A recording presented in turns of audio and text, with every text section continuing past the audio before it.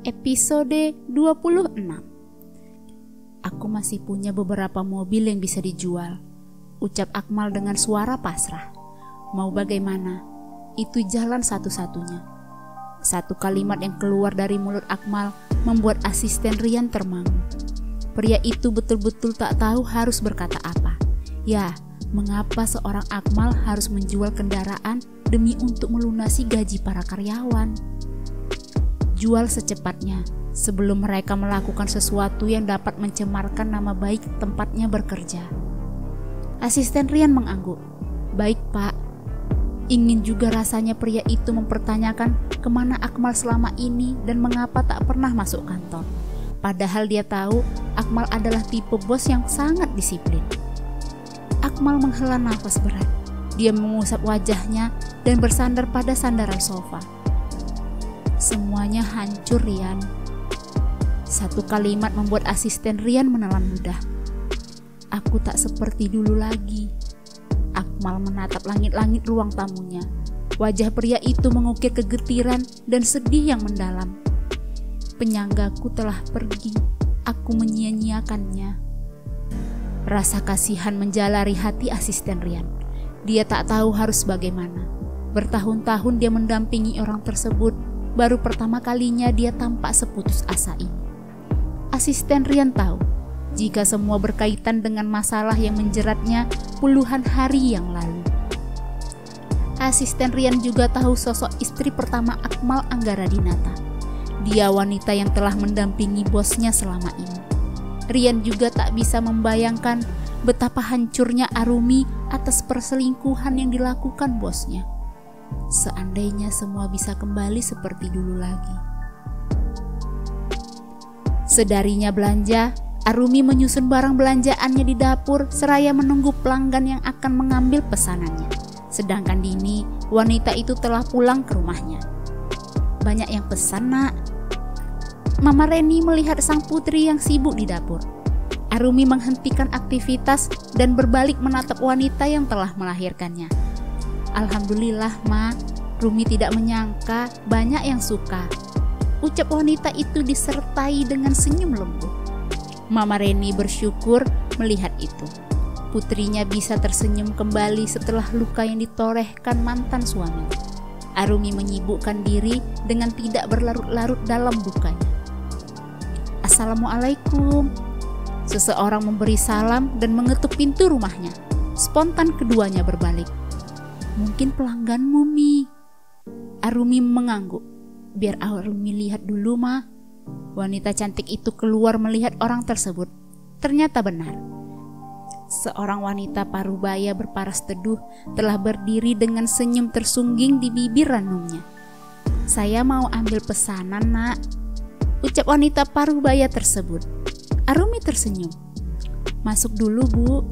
Arumi mempersilahkan pelanggannya duduk terlebih dahulu. Wanita parubaya itu duduk, sedangkan Arumi kembali ke dapur guna mengambil puluhan dessert yang telah dibuatnya. Mama Reni membantu sang putri memasukkannya ke dalam kantong plastik. Setelah selesai, kedua ibu dan anak itu keluar menghampiri pelanggan tersebut. Semoga puas ya, Bu, dengan hasil buatan putri saya, ucap Mama Reni.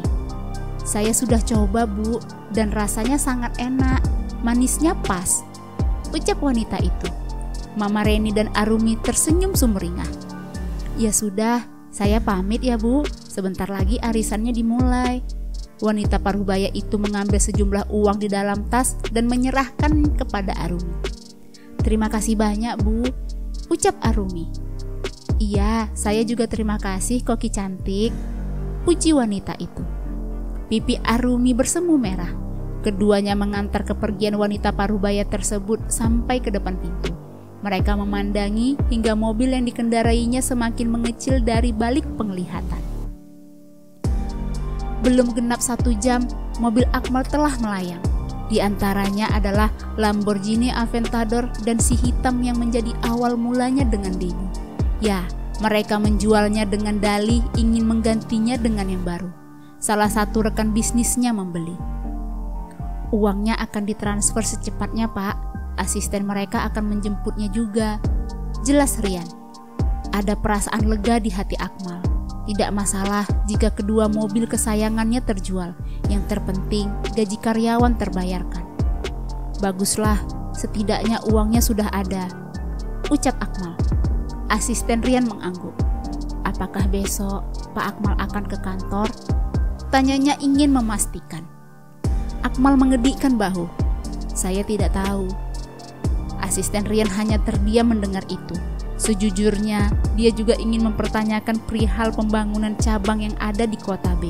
Akan tetapi, melihat situasi dan kondisi sekarang, bukanlah waktu yang tepat. Pembangunan tersebut tertunda atau bahkan tidak diadakan sama sekali. Miris, dia tak menyangka masalah yang menimpa atasannya mempengaruhi segala sisi kehidupannya. Hening terbentang di antara keduanya, tenggelam dalam pikiran masing-masing. Namun tiba-tiba, "Tolong!" Suara teriakan terdengar. "Mas, tolong!" Teriakan Debbie terdengar dari lantai atas. Spontan kedua pria itu beranjak dari duduknya dan naik menuju sumber suara tersebut. Apa yang terjadi? "Mas, tolong!"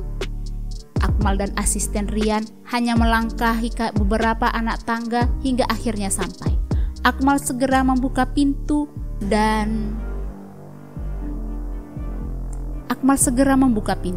Dia melihat Debbie duduk dan memegangi perutnya dengan meringis menahan sakit. Bulir keringat dingin membasahi pelipisnya. "Ada apa?" Akmal menghampiri istrinya. "Tolong, perutku kram dan nyeri." Wanita itu mencengkeram erat tangan Akmal. Tak menunggu lama, Akmal segera membopong tubuh wanita itu. Tanpa diberitahu pun, asisten Rian mengetahui tujuan Akmal. Dia mendahului bosnya dan menyiapkan mobil. Mereka melaju menuju rumah sakit terdekat. Di perjalanan, Debbie menggigit bibir menahan rasa sakitnya seiring air mata yang mengiringi. Dia takut jika terjadi sesuatu pada anaknya. Kemungkinan-kemungkinan terburuk menari di kepalanya. Bagaimana jika dia kehilangan bayinya? Debbie meremas kuat pakaian Akmal. "Tuhan, selamatkan bayiku." Selang beberapa puluh menit, dokter duduk berhadapan dengan Akmal. "Apa istri Anda sering mengalami stres?" Akmal tak menjawab. Tak dapat dipungkiri bahwa belakangan ini tekanan demi tekanan datang pada mereka, tak terkecuali Debbie sendiri. Usahakan menghindari sesuatu yang dapat membuatnya stres, karena hal itu berdampak pada janinnya. Beruntung Anda segera membawanya kemari, sehingga kami bisa memberikan penanganan dengan cepat, jelas dokter tersebut. Akmal hanya mengiyakan. "Terima kasih, Dok." Entah apakah bisa atau tidak, terlebih Debbie belum mengetahui kondisinya sekarang. Wanita berjas putih itu meresepkan obat dan vitamin yang akan ditebus oleh Akmal. Namun sebelum itu, dia menyambangi tempat Debbie berbaring. Tampak wanita itu mengalihkan pandangannya. Aku hampir kehilangan anakku," ucapnya dengan suara parau. Akmal hanya menelan ludah menatap Debbie dan mendengar apa yang wanita itu ucapkan. "Aku ingin pulang, istirahat." Tampak wanita itu begitu lesu. Dia sangat lelah dengan apa yang terjadi. Akmal kembali membantunya berdiri dan keluar dari ruangan tersebut. Asisten Rian yang melihat itu segera beranjak dari duduknya menghampiri mereka berdua. "Bagaimana Pak, Bu?" tanya Rian. "Baik-baik saja," jawab Akmal. Tak ada sahutan dari Debbie, wanita itu hanya terdiam. Asisten Rian menghela nafas lega. "Syukurlah." Akmal menebus obat dan segera kembali ke rumah. 3 minggu berlalu setelah kejadian itu. Debbie lebih betah berada di kamar. Wanita itu tampak kurus, hanya perutnya yang tampak membuncit. Kulit wajah yang kusam karena sudah tak memprioritaskan lagi masalah perawatan. Waktunya banyak dihabiskan dengan melamun. Sudah selama itu Debbie tak memperdulikan Akmal dan hanya bicara jika pria itu yang memulainya. Akmal juga belum memberitahu perihal masalah di kantor dan mobil-mobil tersebut melihat keadaan Debbie. Namun hari ini dia akan memberitahu segalanya kepada wanita itu. Dia tak mau menyembunyikan terlalu lama. Setelah kejujurannya, semua keputusan ada di tangan Debbie. Akmal menghampiri Debbie yang berada di balkon kamar. "Debbie, aku ingin mengatakan sesuatu." Akmal duduk di depan wanita itu. Debbie hanya diam menunggu kelanjutan ucapan suaminya. Akmal mengusap wajah dan memejamkan mata. "Aku sudah tak seperti dulu lagi." Satu kalimat yang terucap dari mulut Akmal membuat Debbie menajamkan pandangan. "Apa maksudmu?" "Ya, aku sudah tak mampu mengelola tempat usahaku," ucap pria itu. Tersirat kegetiran di balik nada suaranya. Debbie menelan ludah. Jantungnya memompa dengan hebat. Ada apa lagi? "Aku bahkan sudah tak mampu membayar gaji karyawanku." Pria itu lagi-lagi menghela nafas panjang. "Aku hanya menjual mobil untuk menutupi. Sebagian digunakan untuk membayar hutangku di bank. Dan..." Akmal menggantung kalimatnya. "Dan apa?" tanya Debbie dengan suara berat. "Itu belumlah cukup." Kalimat Akmal membuat Debbie menggigit bibir. Rumah tangga tak pernah akur, dicemooh masyarakat, hampir kehilangan bayinya. Usaha Akmal anjlok, betul-betul tak pernah Debbie bayangkan sebelumnya. Air mulai menggenang di pelupuk matanya.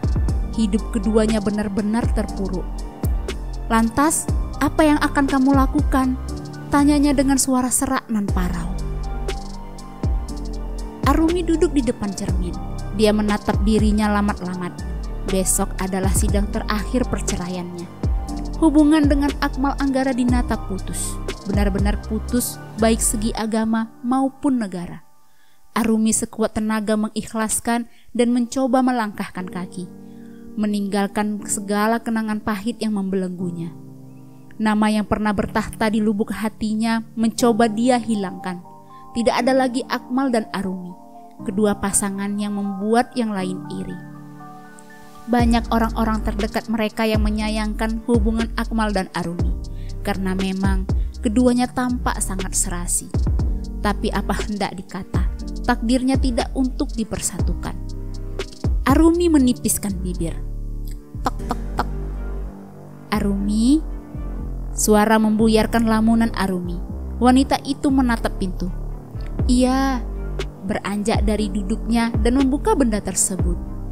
"Ibu-ibu yang pesan sudah menunggu di luar. Cepat gih, lihat, Mama bingung." Arumi hanya tertawa melihat ekspresi Mama Reni. Wanita itu segera keluar sesuai dengan perintah mamanya. Semakin hari, penjualan Arumi semakin meningkat. Rupiah yang didapatkan dari hasil keringatnya ditabung sedikit demi sedikit, bukan tanpa alasan. Dia bercita-cita membuka toko dessert. Mama Reni sudah menawarkan modal, namun wanita cantik itu menolak. Dia ingin membangun murni dengan uangnya sendiri, tak mau merepotkan orang lain.